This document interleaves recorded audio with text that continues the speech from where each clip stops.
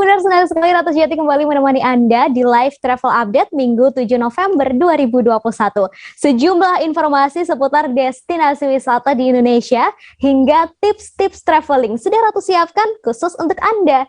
Disampaikan secara langsung Tribuners bersama sejumlah reporter kami yang tersebar di beberapa daerah di Indonesia. Inilah live travel update selengkapnya. Baik Tribuners, yang pertama Ratu akan mengajak Anda untuk berwisata kuliner ke Bali, menikmati sego sambal yang merupakan perpaduan antara nasi dan sambal. Makanan ini jadi pilihan dan juga diminati oleh berbagai kalangan loh Tribuners, terutama kaum milenial. Nah, kabar gembira untuk Anda warga Bali karena sego sambal Sarumpet kini telah membuka cabang di Bali, tepatnya di Jalan Tukat Barito Timur, Banjar, dan Pasar Selatan Bali. Dan yang paling khas di resto tersebut adalah sambal gami Tribuners. Seperti apa sambal gami ini? Langsung saja sudah ada Arini di sana. Halo, selamat sore Arini. Sore Ratu. Baik, Arini, saya ingin dijelaskan terlebih dahulu seperti apa sih konsep warung sego sambal ini? Silakan. Oke, terima kasih Ratu. Sebelumnya sego sambal Sarumpet ini sudah buka cabang pertama yaitu di Malang ya, Jawa Timur. Kemudian mereka merambah usaha begitu di Bali, terutama di Jalan Tukat Barito Timur nomor 7D, Panjer dan Pasar Selatan. Dan sego sambal Sarumpet ini adalah warung makan yang mengusung konsep makan sambal pedas gitu ya. Dan spesialisasinya di sini itu adalah sambal gami, yaitu sambal gami sambal yang dari Bontang Timur. Dan cara masaknya langsung di atas cobek, terus di atas kompor yang apinya membara, seperti itu Ratu. Baik, tadi sudah disebutkan sedikit tentang sambal gami ya, khas Bontang, Kalimantan Timur. Nah, boleh dijelaskan seperti apa bahan-bahan yang ada di dalamnya begitu? Apakah memang hanya sambal saja atau ada kondimen-kondimen lain begitu di dalamnya? Halo Arini. Oke, dari bahan-bahannya sih umumnya sama ya. Halo. Iya, silakan. Halo Ratu. Iya, silakan Arini. Oke, bahan-bahannya sebenarnya sama seperti sambal-sambal lainnya, yaitu ada cabai, kemudian ada tomat gitu ya. Mungkin perbedaannya di sini tuh sambal gaminya itu dibakar atau dibuat gitu ya, langsung di atas kompor yang membara gitu, dan dibuat di atas cobek langsung kayak gitu sih Ratu. Baik, di restoran ini pasti ada beragam macam sambal ya Arini ya. Nah, dan juga menu-menu lainnya tentunya. Nah, kemudian menu yang paling rekomendasi di warung sambal ini, boleh disebutkan dan sekaligus range harganya ya Arini? Oke, menu yang paling rekomen selain sambal gami, di situ juga ada sambal ayam betutu maupun sambal cumi dan sambal udang. Kemudian ada sambal bebek betutunya Ratu. Untuk sambal gaminya sendiri dimulai dari harga 15.000, itu ada sambal cumi gami, sambal tongkol gami, sambal lele gami, dan lain-lain seperti itu. Untuk kemudian sambal ayam betutu maupun bebek betutu itu dimulai dari harga 25.000. Dan di grand openingnya kemarin mereka membuka promo gitu ya, membuat promo 50% off. Jadi sambal gami dan sambal-sambal lainnya itu hanya sekitaran 10 ribuan. Begitu Ratu. Lalu Arini, saya ingin tahu ini apakah konsepnya sambalnya ini ada level-levelnya begitu atau seperti apa Arini? Oke, untuk levelnya sih tidak ada ya, karena memang ini spesialisasi warung sambal gitu ya, warung sambal pedas. Tapi memang mungkin ada beberapa yang bisa request begitu Ratu. Kemarin saya sempat tanya, misal tidak kuat pedas, itu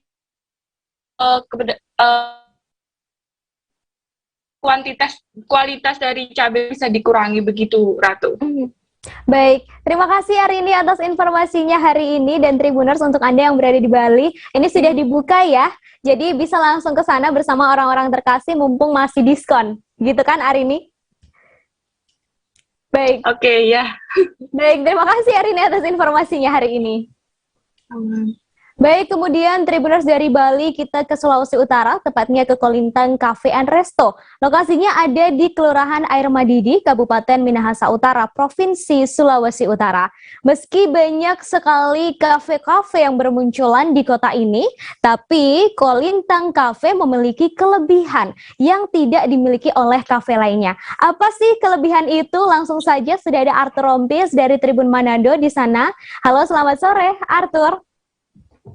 Ya, selamat sore rekan Firda dan Tribuners. Baik, baik Arthur, bisa digambarkan suasananya yang ada di lokasi dan apa kelebihan dari kafe ini? Silakan Arthur. Ya, rekan Firda, jadi kafe ini berada di Jalan SBY, di Kelurahan Air Madidi, di Kecamatan Air Madidi, di Kabupaten Minahasa Utara, Provinsi Sulawesi Utara. Jadi kafe ini baru saja dibuka beberapa minggu yang lalu, tapi langsung menjadi viral, jadi langsung menjadi buah bibir dari masyarakat karena memang ada keunikan-keunikan yang tersendiri yang tidak dimiliki oleh kafe-kafe lain.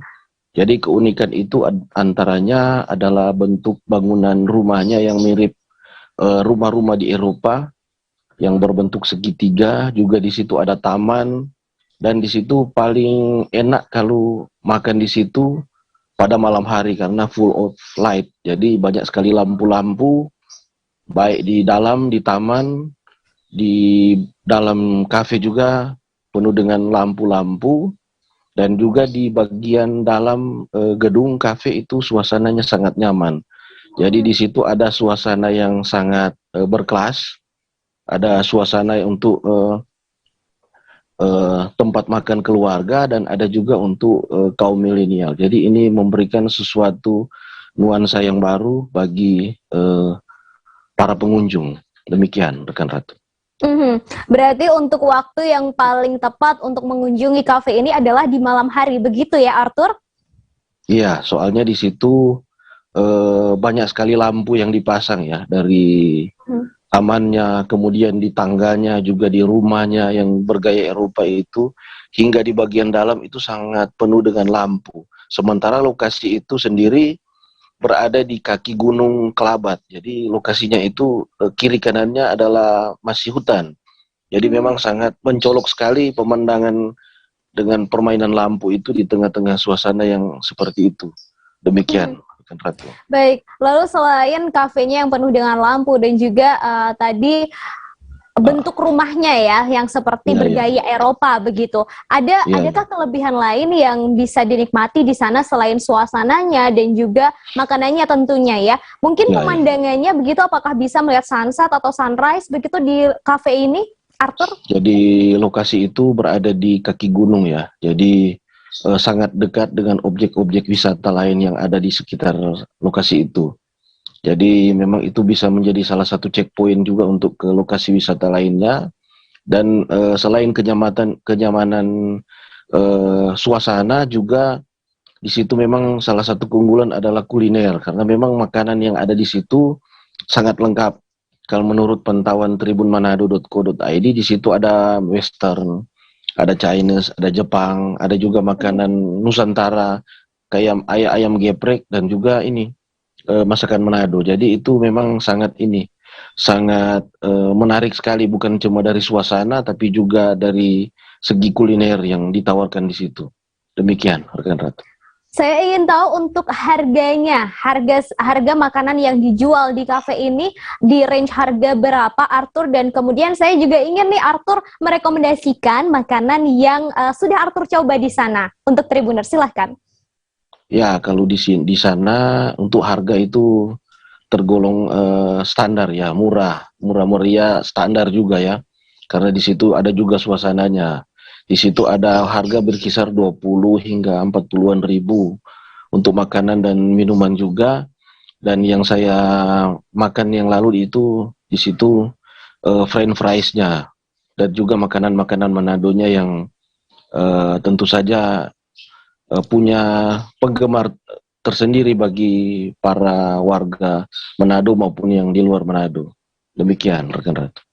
Baik, terima kasih Arthur atas informasinya hari ini dan juga rekomendasi tempat sekaligus menu ya yang bisa dipilih oleh Tribuners ketika main-main ke kafe ini. Terima kasih Arthur. Untuk Anda yang hobi memancing sambil kulineran, Anda bisa memilih mahkota restoran dan pemancingan untuk dicoba. Lokasinya ada di Jalan Rapak Mahang, Samarinda. Nah, bangunan seluas 1,5 hektar ini akan membuat momen Anda bersama keluarga dan juga orang-orang tersayang semakin indah, Tribuners.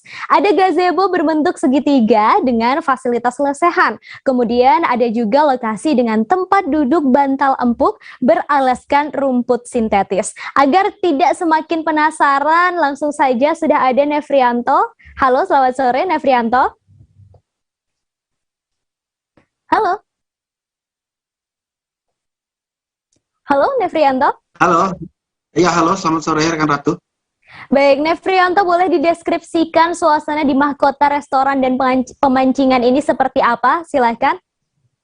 Iya, mahkota pemancingan dan resto ini merupakan satu pemancingan di antara sejumlah pemancingan di kota tepian Samarinda, Kalimantan Timur yang hadir sejak 2006,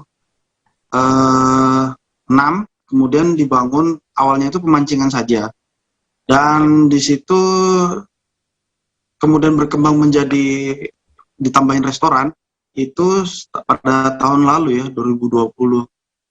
Kemudian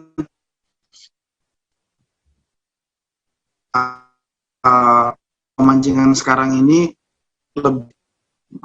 lebih kenyamanan. Di situ selain resto itu juga ada resto yang outdoor juga, selain resto indoor. Kemudian pemancingan mahkota ini dan juga restonya ada memiliki 2 kolam pancing, yakni kolam pancing khusus untuk lomba sebanyak 52 bilik ya untuk berlomba. Kemudian ada kolam pancing untuk keluarga maupun pengunjung yang hanya ingin memancing kiloan, yang letaknya juga di situ dekat dengan wisata tempat gazebo. Jadi di situ bisa memancing setiap pengunjung itu dikenai 1 kilonya 55.000. Dan kemudian mahkota resto dan pemancingan ini ketika malam maupun siang ini syarat dengan aneka fasilitas tempat berfotonya ya. Halo, iya kan? Iya. Halo. Iya, silakan. Silakan Nefrianto. Sedikit putus-putus, baik. Halo. Iya. Di sana selain yang menjadi utama fasilitas.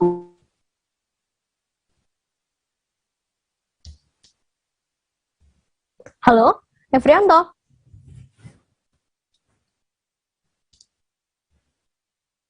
Halo. Milenial maupun perorangan itu juga sangat diakrabkan dan sangat dimanjakan dengan tempat berfoto, dan suasananya itu instagramable ya. Cahayanya kalau malam itu ada sejumlah lampu yang digantung berjejer, ada di gazebo di bawah ya, di indoor restoran maupun di sebelah restoran yang terletak di lantai 2, yaitu di atas sebuah bangunan seperti peti kemas, namun itu restoran.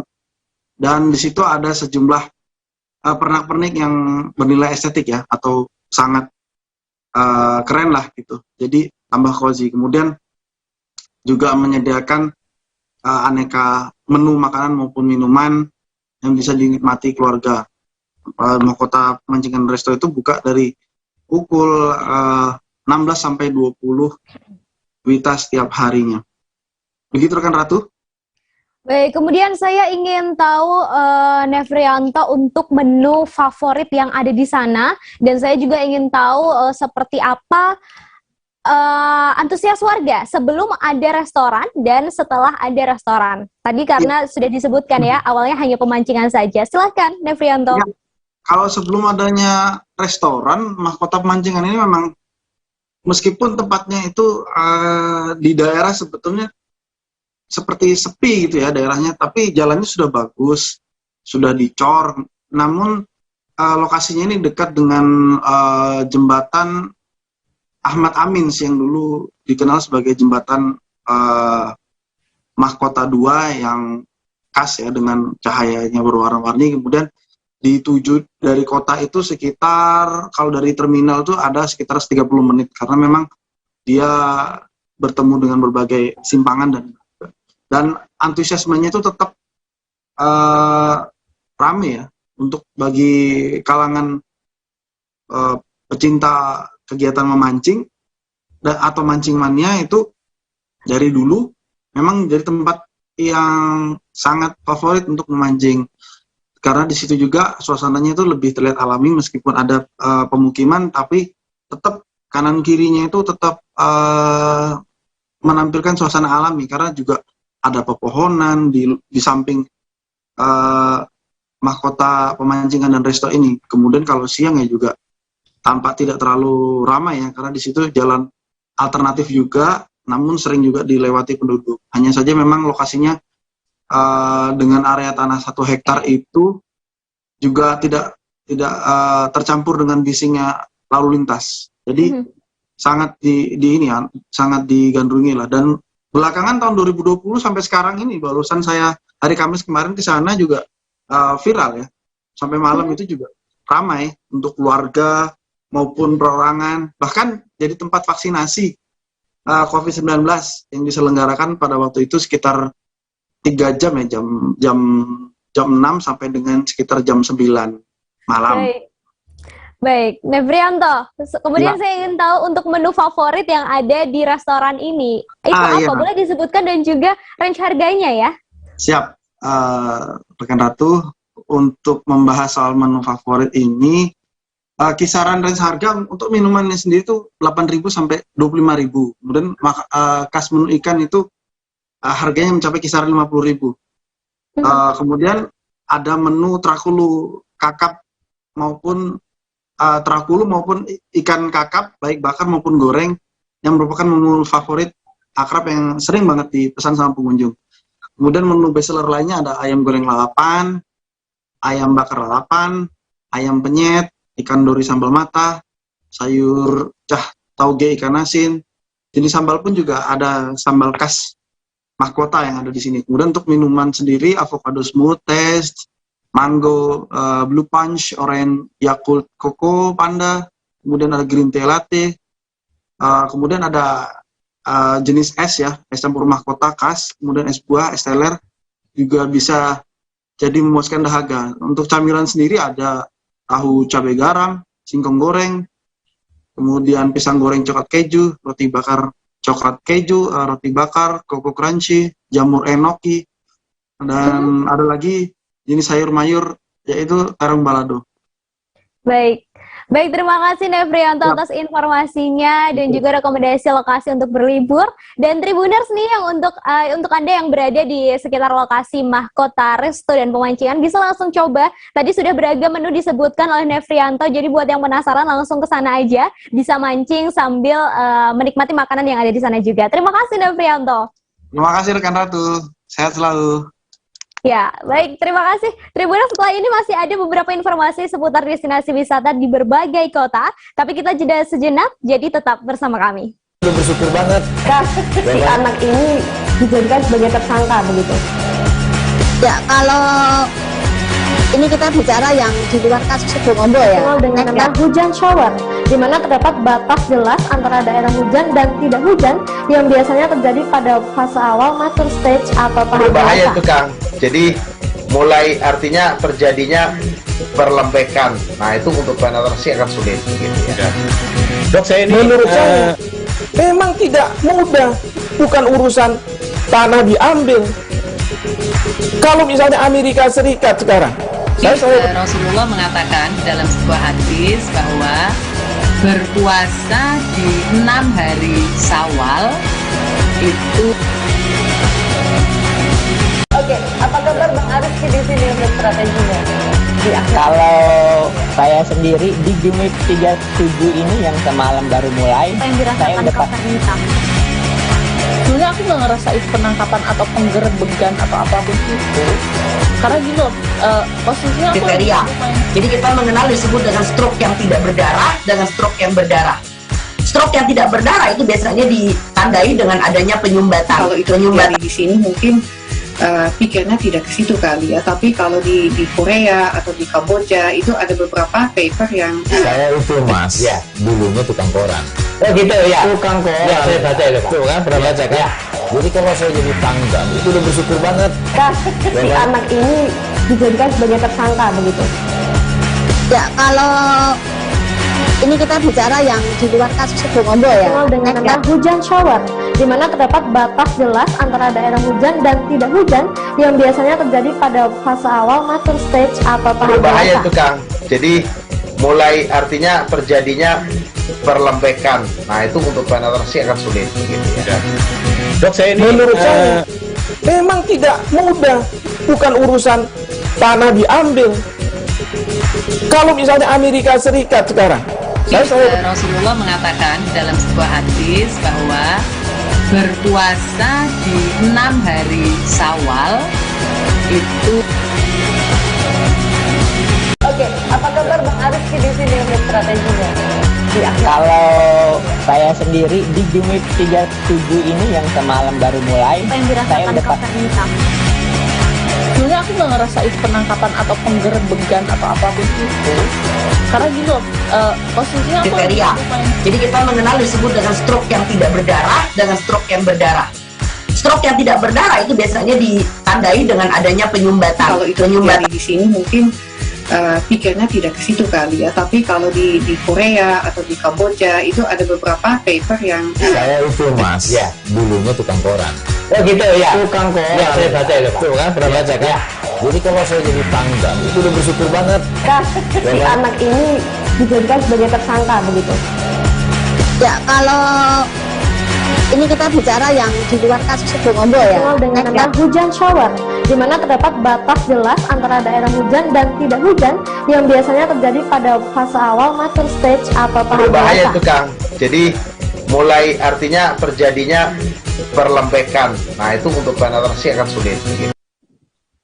Terima kasih Tribuners, Anda masih bersama kami di Live Travel Update bersama saya Ratu Sejati. Menikmati jajanan tradisional memang membuat kita kembali ke masa kecil ya Tribuners. Ada sebuah lokasi di mana Anda bisa menikmati dan membeli jajanan tradisional Jawa. Mulai dari belendung jagung, gubet, ada cenil dan lain-lain yang sekarang memang sudah sangat jarang bisa ditemukan. Lokasinya ada di jajan tradisional Mbah Witri yang berada di depan Jalan Gayudan 2, Prayonanggan Selatan, Kecamatan Batang, Kabupaten Batang. Supaya lebih jelas lagi, sudah ada Amanda di sana. Halo, selamat sore Amanda. Selamat sore Ratu. Baik Amanda, boleh dijelaskan dan disebutkan apa saja menu jajanan pasar yang dijual oleh Mbah Witri ini selain beberapa yang sudah saya sebutkan tadi. Silakan Amanda.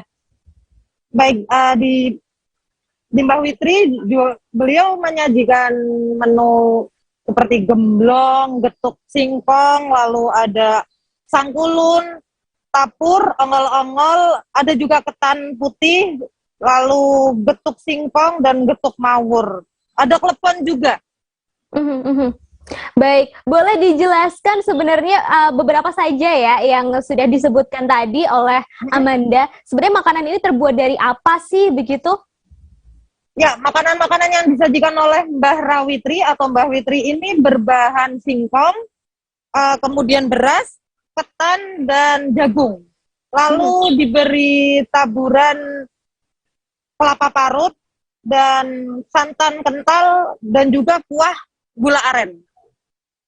Baik, tadi saya sudah menyebutkan tempat Mbah Witri ini berjualan, tapi boleh disebutkan kembali lokasi tepatnya Mbah Witri berjualan dan di jam berapa biasanya beliau berjualan, kemudian apakah hanya ada di satu lokasi itu saja, Amanda?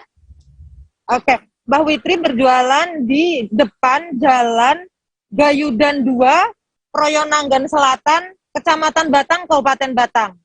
Mbah Witri berjualan mulai pukul 6 pagi sampai 9 pagi setiap hari, lalu biasanya sebelum jam 9 pagi sudah habis, dan Mbah Witri cuma berjualan di situ, di lokasi itu aja. Jadi nggak ada cabangnya, dan beliau berjualan di gerobak. Udah.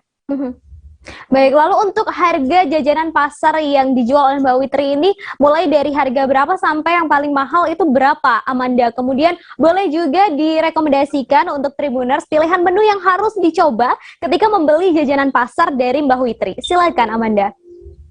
Ya, harga jajanan pasar dari Mbah Witri ini sebenarnya nggak ada patokan pastinya harganya, tapi biasanya orang-orang beli mulai 2000-an. Tapi kalau jajan 1000 juga bisa. Nah, menyesuaikan kebutuhan dan keinginan konsumen aja sebenarnya dari Mbah Witri ini.